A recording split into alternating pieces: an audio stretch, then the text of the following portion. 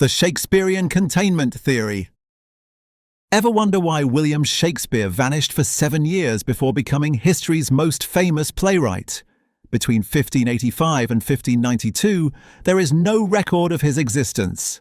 This theory suggests that during those lost years, Shakespeare, a squib born into a magical family, was recruited by the Wizards' Council for a vital mission: literary containment. Before the Statute of Secrecy in 1692, magic was dangerously public. Shakespeare's job was to take real magical disasters and rewrite them as fiction to discredit Muggle witnesses. Take Macbeth. The three witches weren't just characters, they were real, dangerous hags from the Scottish Highlands. Shakespeare used their actual incantations in the script. This is why the play is famously cursed. Then there's A Midsummer Night's Dream. This wasn't a fantasy. It was a sanitized report of a massive Vila and House elf riot that occurred in 1594. Shakespeare was ordered to write it as a comedy to explain why hundreds of Muggles woke up in the woods with no memory. It was the wizarding world's first attempt at a mass-scale Obliviate charm.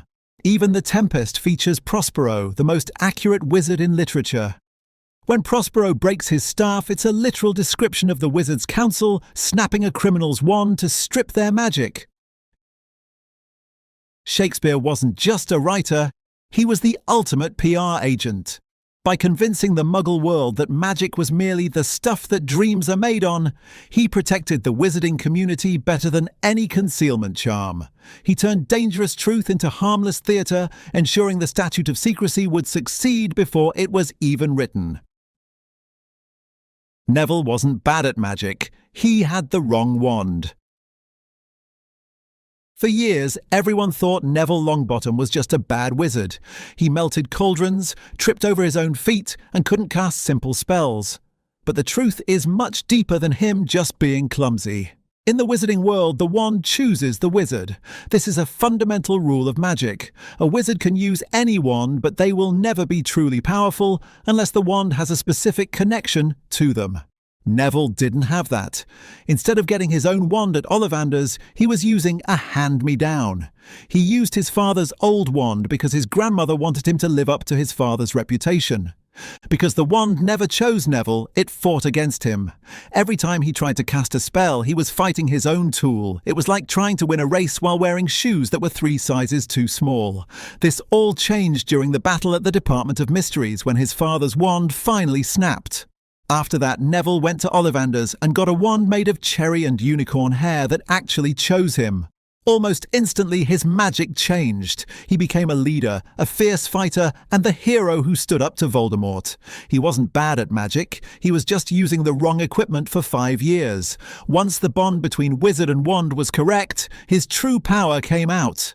This proves that his early failures weren't about a lack of talent, but about a lack of a proper magical connection.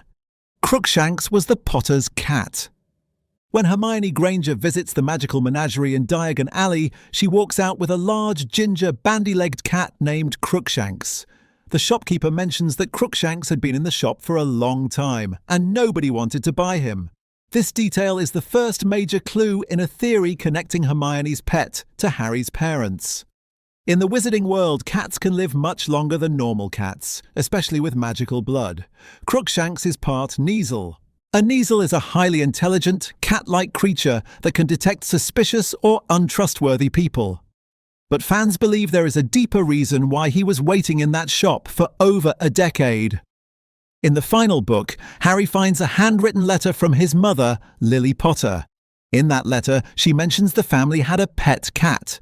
She describes how a baby Harry almost crashed into it while flying on a toy broomstick. After Voldemort attacked the Potters and their house was destroyed, that cat disappeared from the story entirely. The theory suggests that the cat survived the explosion in Godric's Hollow and eventually ended up at the pet shop in Diagon Alley. This explains why Crookshanks behaves so strangely when he arrives at Hogwarts. From the first moment he sees Ron's rat, Scabbers, he is determined to catch him. Most students thought Crookshanks was just being an aggressive cat, but he actually recognized Scabbers. Scabbers was really a wizard named Peter Pettigrew in his animagus form, and animagus is a wizard who can transform into a specific animal at will. Because Crookshanks had lived in the Potter household, he knew exactly what Peter looked like. He also immediately trusted the massive black dog hanging around the school. That dog was Sirius Black, another animagus and James Potter's best friend. Crookshanks was an old family friend who remembered his past life. He stole the secret passwords to Gryffindor Tower to help Sirius and helped him navigate the grounds. He was acting on a decade-old grudge against the man who betrayed his original family. This makes Hermione's pet a loyal survivor of the First Wizarding War looking for justice. Harry is immortal. The prophecy made by Sybil Trelawney is the foundation of Harry's entire journey, but one specific line suggests a dark future for the hero. The prophecy states that either must die at the hand of the other. Most wizards, including Dumbledore, interpreted this to mean that Harry and Voldemort were destined for a final showdown where one would kill the other. The assumption was that the survivor would then live a normal life. However, this theory argues that the wording is much more literal and restrictive. If the prophecy means that the only person capable of killing Harry is Voldemort, then Voldemort's death at the end of the series actually removes Harry's only way to die. Because the person meant to end his life is gone, Harry can no longer fulfill the requirement for death. This would make Harry Potter truly immortal, but not in a way that anyone would ever want. In the wizarding world, immortality is usually sought after by villains like Voldemort, who used Horcruxes to tether his soul to the earth. A Horcrux is a dark object where a wizard hides a piece of their soul to prevent death. But Harry's immortality wouldn't come from dark magic. It would come from a grammatical trap in fate itself. If Harry can never die, he becomes a permanent witness to time. This changes the entire meaning of his victory. Instead of a happy ending where he gets to grow old with Ginny and see his children succeed, it becomes a long-term tragedy. He would have to watch every friend, family member, and classmate grow old and pass away, while he stays exactly the same. He would be the boy who lived forever, unable to ever cross over into the afterlife to see his parents, Sirius, or Dumbledore again. He would be stuck in the physical world for eternity, carrying the weight of his legends and his losses without the hope of eventual rest. By fulfilling the prophecy and ending Voldemort's life, Harry might have accidentally closed the door on his own peace. George Weasley is Willy Wonka. George Weasley and his twin brother Fred were the ultimate pranksters of Hogwarts. They owned a joke shop called Weasley's Wizard Wheezes and invented incredible magical treats. But after the Battle of Hogwarts, Fred was killed, leaving George devastated. This theory suggests that George was so heartbroken he couldn't stand to live in a world without his twin. To escape the pain, he used a time turner and travelled back in time. George supposedly travelled back several decades and moved into the Muggle world. A Muggle is a regular person with no magical powers. He changed his name to Willy Wonka to start a brand new life where no one knew his past.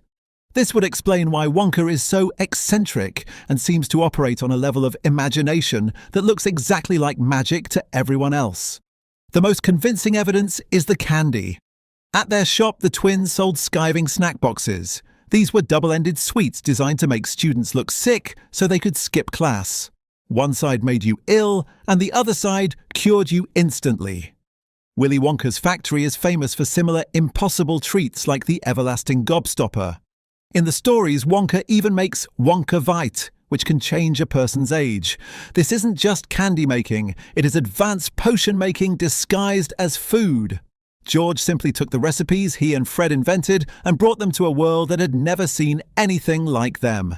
He used his knowledge of charms and transfiguration to build a factory that shouldn't exist. There are even physical clues. In the movies, Willy Wonka often tells people to speak up because he can't hear them well. In the books, George had his ear cursed off by a dark spell during a flight. If George is Wonka, this hearing loss is a permanent injury from his wizarding days. Hagrid got Aragog from Newt Scamander. In the Chamber of Secrets, we learn that Rubeus Hagrid was expelled from Hogwarts 50 years ago because people thought he owned a monster that killed a student. That monster was actually Aragog, a giant talking spider known as an acromantula. When Harry and Ron meet Aragog in the Forbidden Forest, the spider explains his origin. He says he came to Hagrid as an egg given to him by a traveller who carried him in a pocket. For years, fans wondered who this mysterious traveller was.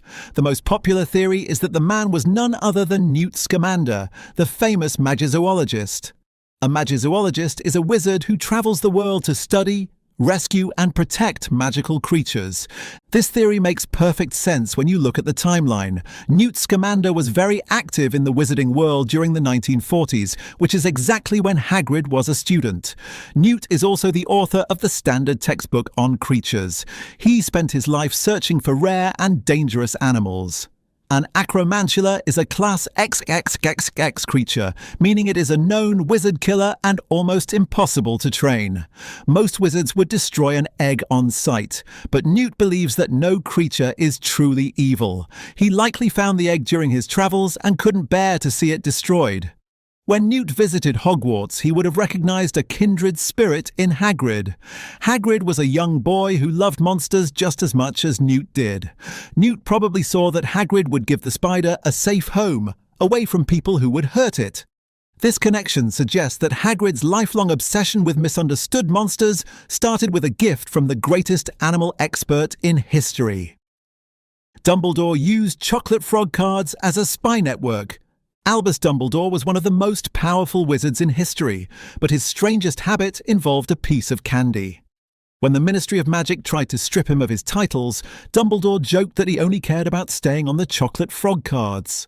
On the surface, this sounds like a simple joke.